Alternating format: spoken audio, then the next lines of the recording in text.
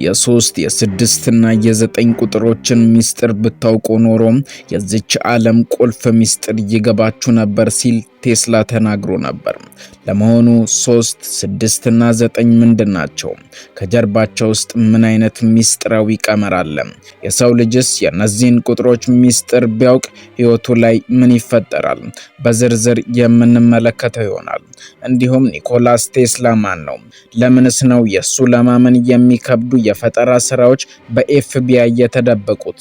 የምንመለከተው ይሆናል። አብራችሁን ቆዩ። ውልደቱ ከ100 ዓመታት በፊት በክሮሺያ ምድር በከባድ የመብረቅ ብርሃንና በነጎድጓድ የታጀበ ነበር። በዚህ ምሽት የተፈጠረው የተፈጥሮ ቁጣ ልክ የዚህን ሕፃን መጪው ዘመን የሚያበስር ያህል ነበር። ኒኮላስ ቴስላ ሲወለድ ጀምሮ ከተራ ሰዎች አእምሮ የተለየ ነበር። አእምሮው ልክ እንደ ፎቶግራፍ ማሽን ነበር። አንዴ ያየውን መጽሐፍ፣ አንዴ የተመለከተውን ውስብስብ ነገር ሙሉ በሙሉ በጭንቅላቱ መቅዳትና መረዳት ይችላል። ቤተ መጻሕፍትን በቅስፈት በማንበብ ማንም ሰርቶ የማያውቀውን የኤሌክትሪክ ሞተር በጭንቅላቱ ነድፎ ያለማንም ንድፍ በገሃድ መስራት የሚችል ብቸኛ አእምሮም ነበረው። በወጣትነቱ ወደ አሜሪካ መጣ። ኪሱ ባዶ ነበር። ነገር ግን በጭንቅላቱ ውስጥ ዓለምን ሊያበራ የሚችል ግዙፍ ዕውቀት ነበረው። በወቅቱ የዓለማችን አንደኛ ነጋዴና ሳይንቲስት የነበረው ቶማስ ኤዲሰን ዳይሬክት ከረንት ወይም አሁን የምንጠቀምበትን የኤሌክትሪክ ገመድ መብራት ስርዓት ይዞ ሲንቀሳቀስ፣ ቴስላ ግን አልተርኔቲንግ ከረንት ወይም ያለምንም ገመድ መብራት ማብራት የሚያስችል ስርዓትን አቀንቅኖ መጣ። ይህ ፉክክር ቀላል የንግድ ፉክክር አልነበረም። የዓለምን የወደፊት እጣ ፋንታ የወሰነ ግዙፍ ጦርነት ጭምር ነበር። ኤዲሰን የቴስላን ሐሳብ ለማጥፋት ያልተጠቀመበት ዘዴም አልነበረም። ነገር ግን እውነት ሁልጊዜም አሸናፊ ናትና ቴስላ ያለምንም ገመድ መብራት ማብራት ቻለ። ዓለምን በፈጠራዎቹ ተደነቀች። ነገር ግን ቴስላ በዚያ አላቆመም። የእርሱ እውነተኛ ጉዞ የተጀመረው ከዚህ በኋላ ነበር። በአይናችን ከምንመለከተው የፊዚክስ ዓለም አልፎም የማይታየውን የዩኒቨርስ ድግግሞሽ ማጥናት ጀመረ። እዚህ ላይ ነው እንግዲህ አእምሯችንን የሚፈታተነው ዋናው ሚስጥር የሚጀምረው። ቴስላ በሕይወቱ ዘመን ሁሉም በልዩ ቁጥሮች ራሱን አገለለ። ሆቴል ውስጥ ሲገባ ሩም ለመያዝ የክፍሉ ቁጥር በ3 መካፈል አለበት። ማንም ሰው ምክንያቱ አልገባው ነበር። ሰዎች ይህ ሰው አብዷል አሉት። ነገር ግን ቴስላ ከዚህም በላይ ይናገር ነበር። የ3፣ የ6 እና የ9 ቁጥሮችን እውነተኛ ትርጉም ካወቃችሁ የዚህ ዓለም ቁልፍ በእጃችሁ ይገባል የሚል ነበር። ነገር ግን ለምን እነዚህ ቁጥሮች? የዚህ ጥያቄ መልስ የሂሳብ ሊቃውንትን ጭንቅላት በእጅጉ አናውጧል። ሂሳብን ስናጠና አጽናፈ ስርዓቱ በራሱም በቁጥሮች እየተገነባ መሆኑን እንረዳለን። 1 በእጥፍ ሲያድግ 2 ይሆናል። 2 በእጥፍ ሲያድግ 4፣ 4 ሲባዛ 2 8፣ 8 ሲባዛ 2 16 ይመጣል። 1 እና 6 ሲደመሩም 7 ይመጣል። ስንቀጥል 16 ሲባዛ በ2 32 ይሆናል። 3 እና 2 ሲደመሩም 5 ይመጣል። ይህ ዑደት 1 2 4 8 7 5 እየተደጋገመ ይሄዳል። ነገር ግን ልብ በሉ፣ በእነዚህ አስደናቂ የሂሳብ ዑደት ውስጥ 3፣ 6 እና 9 ፈጽመው አይገኙም። ለምን?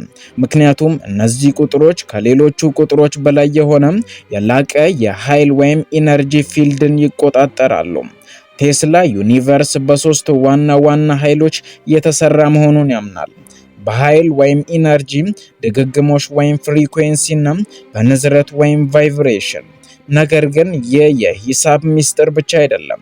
በዓለማችን ታሪክ ውስጥ ከቴስላ በፊትም ሆነ በኋላም እነዚህን ቁጥሮች የተረዱ ሰዎች ዓለምን ቀይረዋል።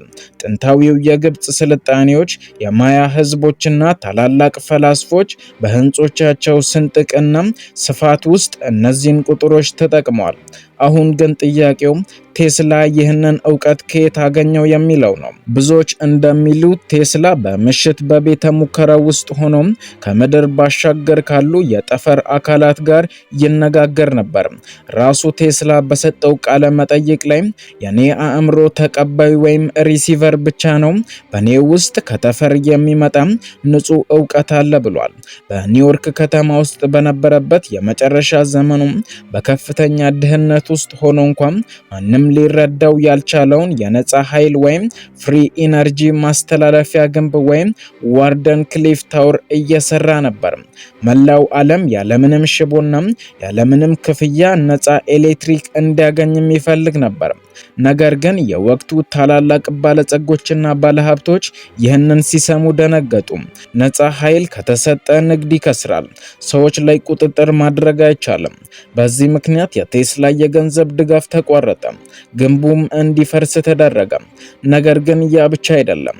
ቴስላ በሞተበት ምሽት በኒውዮርክ የሚገኘው የሆቴል ክፍሉም በሚስጥራዊ ሰላዮችም ተወሮ ነበር።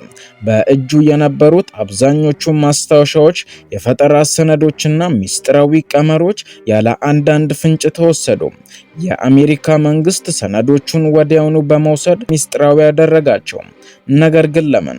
ቴስላ የሰራው መሳሪያ ከጠላት ሀገራት ጋር የሚደረግ ጦርነትን የሚያቆም ብቻ ሳይሆን መላው ዓለምን ሊቆጣጠር የሚችል የሞት ጨረር ወይም ዴዝሬይ የተባለ ኃይል ፈጠራም እንደነበረውም ይነገራል።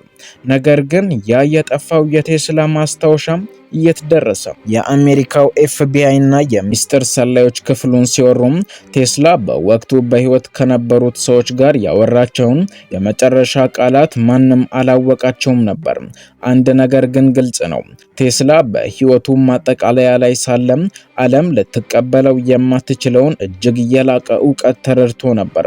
ሰዎች እብድ ነው ብለው የሳቁበት ሰው ዛሬ በ21ኛው ክፍለ ዘመን የገመድ አልባ ኢንተርኔት፣ የሞባይል ቴክኖሎጂ እና የንዝረት ኃይል ወይም ዋይርለስ ኢነርጂ መሰረት የጣለው እርሱ ራሱ መሆኑን ስንረዳ ግራ ያጋባናል። እስቲ አሁን ደግሞ ወደዚያ ጥልቅ ሚስጥር እንመለስ። የ3፣ የ6 እና የ9 ቁጥሮች ከቴስላ ሞት በኋላም የሳይንስ ሊቃውንትን አእምሮ ማሳደዳቸውን ቀጥለዋል።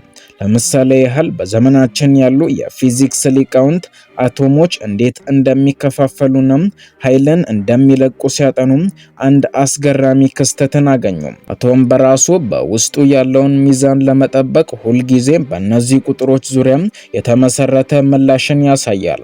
ይህ ደግሞ ቴስላ ከዘመኑ በብዙ መቶ ዓመታት ቀድሞ መገኘቱን በግልጽ ያሳየናል። ነገር ግን ለምን ቴስላ ይህንን ሁሉ ሚስጥር ለብቻው መያዝን መረጠ? ለምንስ የፈጠራ ሰነዶቹን በቁጥር ኮዶች ጻፈ? ምናልባት የሰው ልጅ በወቅቱ ይህንን ዕውቀት ለመጠቀም ዝግጁ እንዳልነበረ ቴስላ አስቀድሞ ገምቶ ነበርን? አስቡት። ዛሬ በኪሳችን ውስጥ የምንይዘው ስማርት ስልክ፣ የምንጠቀምበት ዋይፋይ እና በከተሞች ውስጥ የሚዘዋወረው የኤሌክትሪክ ኃይል በሙሉ የዚህ ሰው አእምሮ ውጤቶች ናቸው። ነገር ግን ቴስላ ያሰበው ከዚህ በላይ ነበር።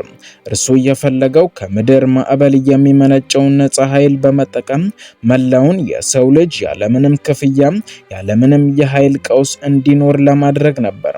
ይህ ሐሳብ ግን በወቅቱ የነበሩትን ኢንዱስትሪዎችና ባለጸጎች በእጅጉ አሳስቧቸዋል።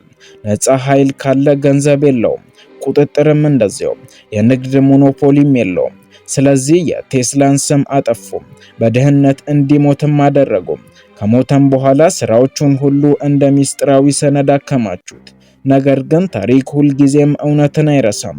ዛሬ ከብዙ አስርተ ዓመታት በኋላ ዓለም ትክክለኛውን የቴስላ ዕውቀት እየመረመረች ትገኛለች። ቴስላ አጽናፈ ዓለምን መረዳት ከፈለጋችሁም በኃይል፣ በድግግሞሽና በንዝረት ወይም በቁጥር 3፣ 6 እና 9 አስቡ ሲል አንድን ነገር ከሐሳብ ወደ እውነተኛው ዓለም ለማውረድ ኃይልን ወይም ለዛ ነገር ትኩረት መስጠትን፣ ድግግሞሽ ስንል ደግሞ ያንን ነገር በተደጋጋሚ ማሰብን፣ እንዲሁም ንዝረት ስንል ያንን ነገር በአእምሯችን ኃይል ወደ እውነታው ዓለም ለማውረድ የምናደርገውን ጥረት ያሳያል። ስለዚህም ሁሉም ነገር ያለው በሰው ልጅ አእምሮ ውስጥ ነው። በተጨማሪም የሚገርመው ነገር ይህ የቴስላ ጉዞም እዚህ ላይ ብቻ አላበቃም። ከሞተ ከብዙ ዓመታት በኋላ የናሳ ሳይንቲስቶችና የኳንተም ፊዚክስ ሊቃውንት የቴስላን ማስታወሻዎች መመርመር ሲጀምሩ አንድ አስፈሪ እውነት ላይ ደረሱ። ቴስላ በሕይወቱ ዘመን የሰራቸው ብዙዎቹ መሳሪያዎችና የንድፍ ስዕሎች ከዘመናችን የጠፈር ምርምር ቴክኖሎጂዎች ጋር በሚያስደንቅ ሁኔታ ይገናኛሉ። ለምሳሌ ያህል በአጽናፈ ዓለም ውስጥ የሚገኙትን ጥቁር ጉድጓዶች ወይም ብላክ ሆልስ እና የጋላክሲዎችን መዋቅር ሲያጠኑ ቁጥሮቹ ልክ ከቴስላ ቪዥን ጋር አንድ አይነት ሆነው ተገኙ። ይህ ማለት ምን ማለት ነው? ቴስላ የነበረው አእምሮ የተራ ሰው አእምሮ ሳይሆን ከዚች ምድር ባሻገር ያለውን ዕውቀት በቀጥታ የሚቀበል አንቴና ነበር ማለት ነው። ነገር ግን እዚህ ላይ ሌላ ጥያቄ ይነሳል።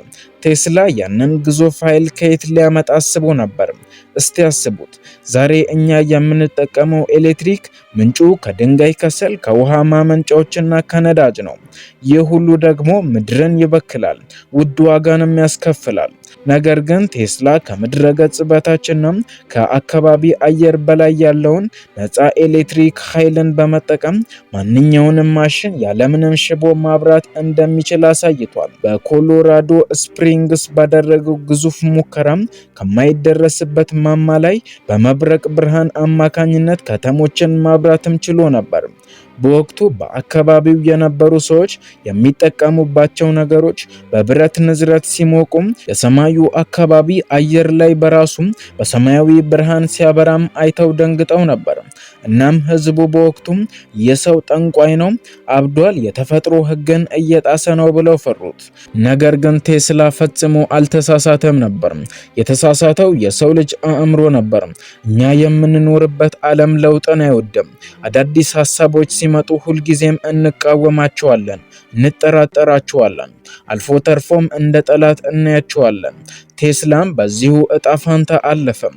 በስተርጅናው በኒውዮርክ ሆቴል ክፍል ውስጥ ከደሃም ደሃ ሆኖ አንድም ቀን ሳያገባም ሳይወልድና ሴት ሳያይ ብቻውን ህይወቱን አጠናቀቀ። ማንም የጠየቀው አልነበረም፣ ማንም ያለቀሰለትም አልነበረም። ነገር ግን ከሞተ በኋላ ያቺ ትንሽ ክፍሉ በሚስጥራዊ ሰላዮች ወይም በኤፍቢአዮች ተወረደች። አሁን ግን ከዚህ ሁሉ ታሪክ ጀርባ ለሰው ልጅ የተወው መልእክት ምንድነው የሚለውን እናንሳ። በህይወታችን ውስጥ ስንት ጊዜ ነው በአጋጣሚ ቁጥሮች ያጋጠሙን? ስንት ጊዜ ነው አንድን ነገር ስናስብ ያ ነገር የደረሰብን? ይህ ሁሉ በአጋጣሚ የመጣ አይደለም። ቴስላ እንዳለው ይህ ሁሉ ነገር ኃይል ድግግሞሽና ንዝረት ነው። እናንተ ራሳችሁ የምታስቡት ሐሳብ እንኳን የተወሰነ ድግግሞሽ አለው። ጥሩ ነገር ስታስቡ ጥሩ ኃይል ወደ ህይወታችሁ ትስባላችሁ። መጥፎ ነገር ስታስቡ ደግሞ መጥፎ ንዝረት ወደ እናንተ ይመጣል። ስለ ቴስላና ቀመሮቹም አጠር አድርገን ያሰናዳንላችሁ ፕሮግራም ይህንን ይመስል ነበር። አብራችሁን ስለቆያችሁ እናመሰግናለን። መልካም ጊዜ ይሁንላችሁ።